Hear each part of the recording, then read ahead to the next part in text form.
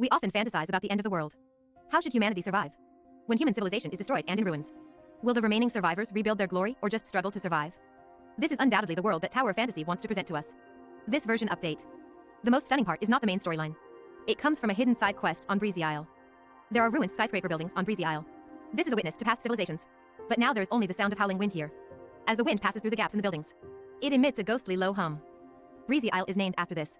But this deserted island is not just as simple as it seems. Although it did not appear in the main storyline. But it hides two amazing stories within. In this episode, we will tell one of them. The story of the robot, the dog, and the old man. The beginning of the story takes place in the lower level of Inars. We will encounter a girl named Andy. She has a dog named Chief Officer. After talking to her, we learned that she used to have another dog. Its name was Captain. But when she and her friends went to explore Breezy Isle, because it didn't wait obediently for its companions to return, it climbed onto the island in the midst of a storm. As a result, the dog was lost. She lost consciousness but was saved by a mysterious person. Afterwards, her parents were afraid of any further accidents, and strictly forbade them from going on any more adventures. Thus, they were unable to continue their search for the captain's whereabouts. When they heard about Mr. Ghost on Breezy Isle, the protagonist became interested. At the same time, they were also looking for their dog. We began a new adventure. This is a hidden plotline. There's no guidance or hint. On Breezy Isle, we can find a dog named Sailor. It will guide us to a damaged robot. It signals us to repair it. Actually, I'm curious about who damaged it. Judging from the location of the lost parts, it seems to have suffered a powerful impact on the shore from the position of the lost parts. Only limbs would have flown out. One of the limbs even sank to the bottom of the sea. There are currently two suspected enemies. One is the sand otter on the shore. However, this is a creature that has been growing on the island for a long time. If it was an attack by the sand otter, this may not be the first time. The other possibility is the newly appeared gray space entity on the island. The gray space entity that appeared on Inars' side has not been around for long. That's also why the old man can live here. Assuming the gray space entity has been around for a long time, the old man may have already encountered an accident. So I still feel uneasy about this part of the plot. I would prefer David and the captain to go to Inars in the end. Because Breezy Isle is no longer safe. After we find the parts of the robot, we will try to repair it. It has to be said that the protagonist is quite outstanding. He is capable of repairing robots and other similar tasks. Benjamin was able to repair David because he had been involved in the early development of robots. The protagonist can only be classified as self-taught. After repairing the robot, it will be able to move on its own and return to Benjamin's side. We followed along the way. We also discovered Benjamin's nutrient pod. We found an elderly person who was about to pass away. A home that is essential for survival in this post-apocalyptic world. As soon as we entered the room, we heard various commands coming from it. Feeding the dog and planting flowers. It's evident that David has been accompanying Benjamin for a long time. But David only knows how to follow commands. He has always been taking care of the flowers. But he has never paid attention to the growth status of the flowers. Even if the flowers have withered, he still doesn't know. At this time, David has not fully awakened his self-awareness yet. There is a viewpoint that is repeatedly mentioned in the Tower of Fantasy. That is the awakening of self-awareness in robots. This is not uncommon in cyberpunk works. As early as the plot of Annabella, Z-Bug used programming to achieve this, allowing robots to gain consciousness through thinking. Now there are also some robots among the NPCs in Mirror City. David here also mentioned the awakening of consciousness. It's just that the method used here is completely different from programming. It is accomplished through the special power of emotions. The first thing David did when he came back was to synchronize information with Benjamin. Although he can only lie in the nutrient tank now. But they can still communicate through machines. This kind of nutrient tank modeling has been seen more than once in the game. But it's the first time to see someone lying in it. But this kind of nutrient tank is obviously not as advanced as a hibernation chamber. The person in a hibernation chamber has basically stopped their life activities. For example, the colonists on the far viewing one. They traveled from Earth to the planet Ada. Their age has basically not changed. But Benjamin here is an exception. He is in the nutrient tank because his body is no longer functioning properly. He can only be kept alive through medical equipment. It only prolongs his time before death. However, his physical body is constantly deteriorating. By exchanging information with robots, Benjamin knows that we saved David. And he let us talk to him. The reason why the plot here feels well done is because, apart from the rich storyline, there is also a clear explanation of many things. For example, why Benjamin lives here. It's because of his wife, Elsa. But his wife has passed away long ago. However, she played a little trick before she passed away.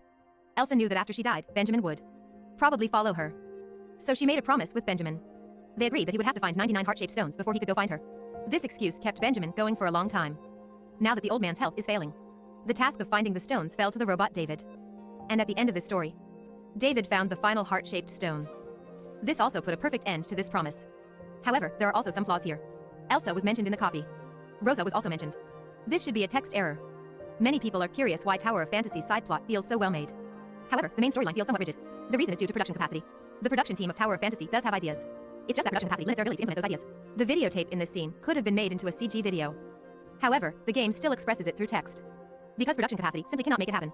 Another characteristic of Tower of Fantasy's videos is the lack of experience. If it had really been made into a video, it would have looked very stiff. It's better to have this kind of textual narration instead. Players have to rely on their imagination to visualize the scenes. For the average player, this kind of plot is definitely not something they pay much attention to. But for those who care about the plot, it has the taste of a soul-like game plot. Benjamin is fulfilling his promise to his wife Elsa. He became a scavenger on Breezy Isle. The drifting garbage in the ocean is his main source of supplies. Occasionally, he also goes to Ars to exchange some goods. David was also picked up from the sea. Humans are social animals. Being alone for a long time can also make one feel lonely. With David's company, Benjamin saw David as a confidant. Past secrets. He poured out his own loneliness to David. He hoped that David could become his friend. For this, he would even celebrate a robot's birthday. These days lasted for a long time. But the script didn't provide clear information about the time. Until Benjamin grew old. He had to sit in a wheelchair. Their roles were then reversed. David took care of Benjamin instead, and helped him search for the heart-shaped stone. This kind of life was disrupted by a storm 2 years ago. That is, in the year 2710 AD. Andy and his friends came to the island to search for Mr. Ghost. Unexpectedly, they encountered a sudden weather change. Andy and Captain Dog went ashore to search for their companions. But they fell unconscious on the beach. Fortunately, they were met by Benjamin and David. Under Benjamin's orders, David sent Andy back to Inars. But on the way back to their lodging, they discovered that Captain Dog was missing. The long-term loneliness, coupled with no one looking for Captain Dog, made Benjamin selfish. He wanted to keep Captain Dog. At this time, David suggested renaming Captain Dog as Sailor. This may have been David's first moment of self-awareness. And so it was, one person, one dog, one robot. This strange combination began a new life. Until the protagonist arrived here. Saved David. David's language module was damaged. Although we replaced it with a new language module, it can only play music now. It's a bit silly. Talking with Benjamin, we learned that he wants to return the dog to Andy. So we returned to Inars. We told the little girl about the information on the island. Andy wants to personally thank Benjamin. Let's take her with us. There is a detail here. After this mission starts, Andy from Inars disappeared. She can only be seen on Breezy Isle. Dog reunites with owner. However, Benjamin has already passed away. Arrive at his residence. Discover that he has already passed away. The room's access has been transferred to us. We can now view the contents of the videotape. Through these videotapes, we also come to understand the story that I previously narrated. Benjamin asked David to bury him with his wife Elsa. A new grave also appeared on the rooftop. However, David's figure was not seen. After finding it on the island, you will discover that Benjamin transferred David's authority to David.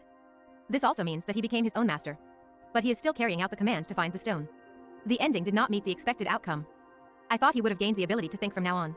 But in the end, he is still limited to the commands he received in the past. The dog Sailor also stayed with him. They are guarding Benjamin's grave together with David. The dog and the robot have become a new scenic spot. That's all for this hidden plotline. It tells the story of a mechanic who was persistent for love. He saved a robot and a dog. And they lived together, forming a strong emotional bond. The end of the world is often cruel. But precisely because of this, the emotions that arise can be so dazzling. Everyone strives to survive. They cling to each other to keep going. Tower of Fantasy has always lacked a supplement to its worldview. How do people survive in a world after the apocalypse? It is precisely these small stories that continuously improve the background setting. However, it also leaves new questions. One of them is the current Breezy Isle. The gray space entity is rampant. There is also a big boss in the middle water sphere. David and the sailor survive here. Is it really safe? The second question is about Breezy Isle. There is a large amount of research material on Snail. Some of this material involves waterproof force field. Benjamin has been living on the island for so long. Does he know about this material or not? We can all go into the building and find these materials. Benjamin wouldn't just ignore them, would he? This is the end of this issue. Follow Xiaofeng. Experience the unique tower